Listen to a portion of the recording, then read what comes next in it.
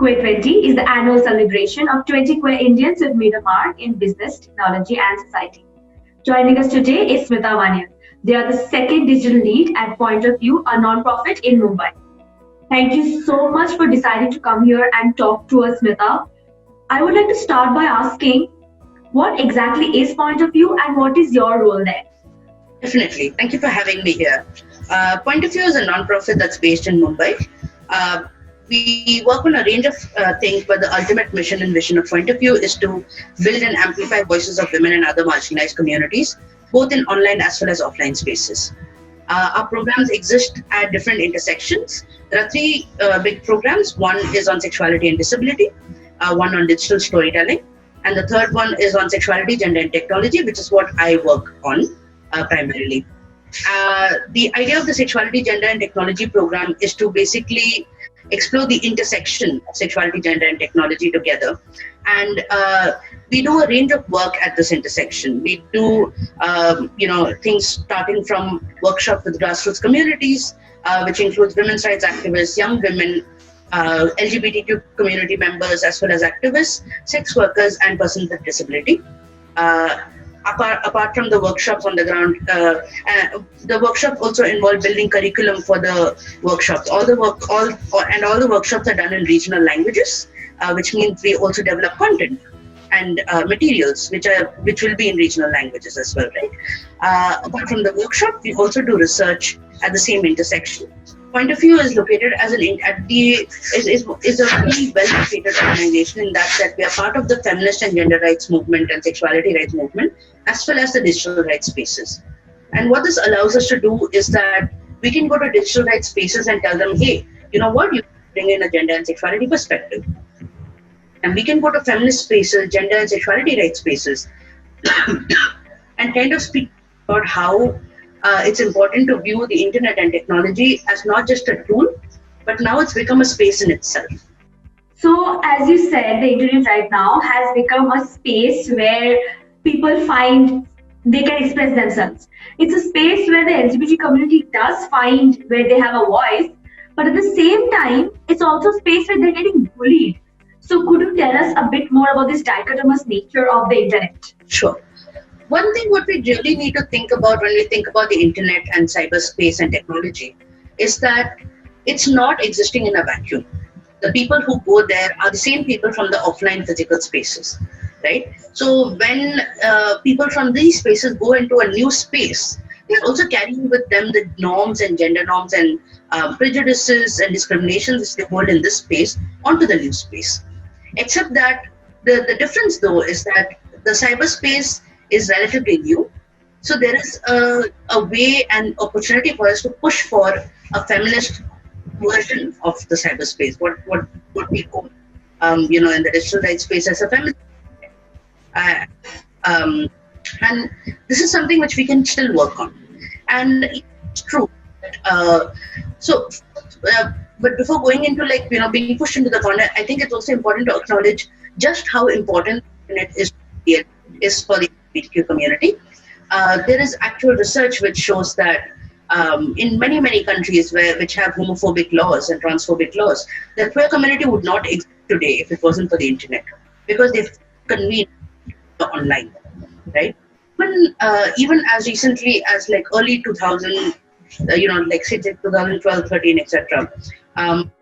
Small towns, the internet was a space where people could meet together.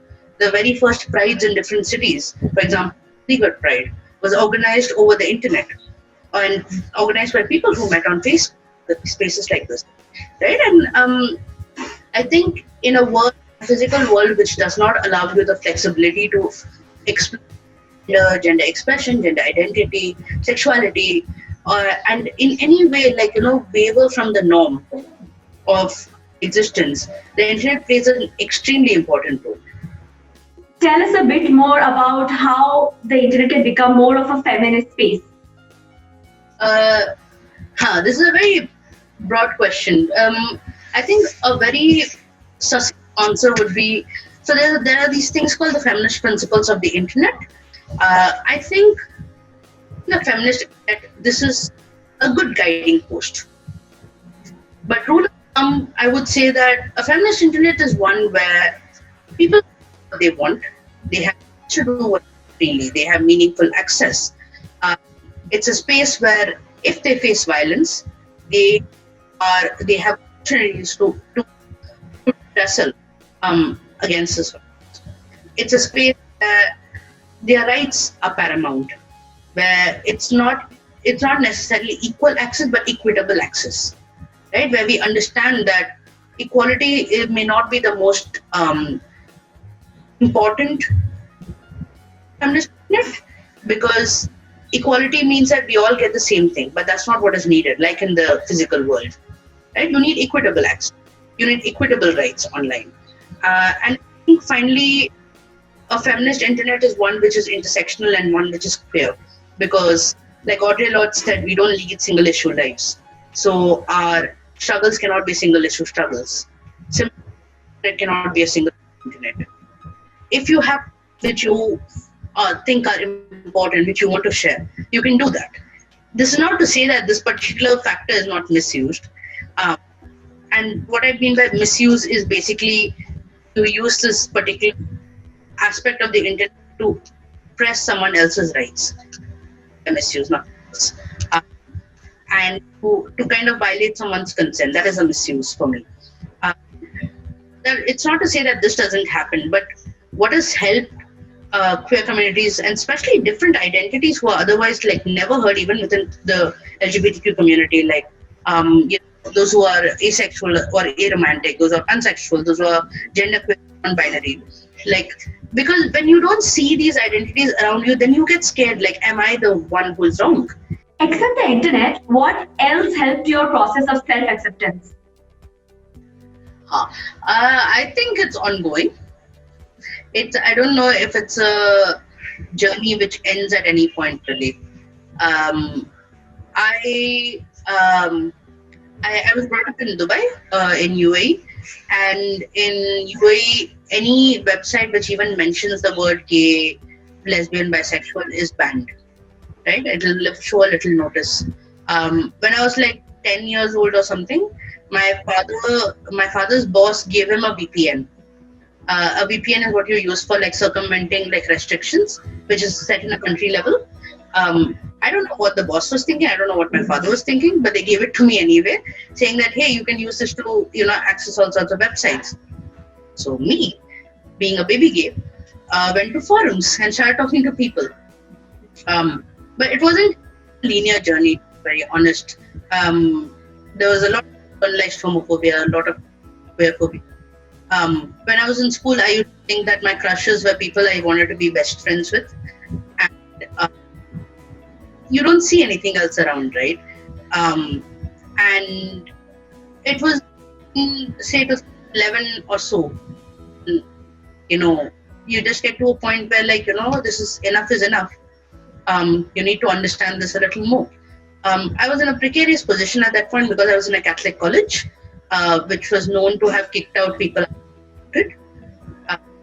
So, which is why I did the internet really to start with, better understand in a safer way. So I had multiple email IDs and things like that to like figure it out. I'm lucky to have very supportive friends and a brother and like colleagues who are very supportive, and that has really helped me. And I don't know, I think the community is important because people get boring sometimes. Not boring, but they're lovely. There are things which they get because they don't live in lives. But I've been very lucky and fortunate to find friends and chosen family who have been there.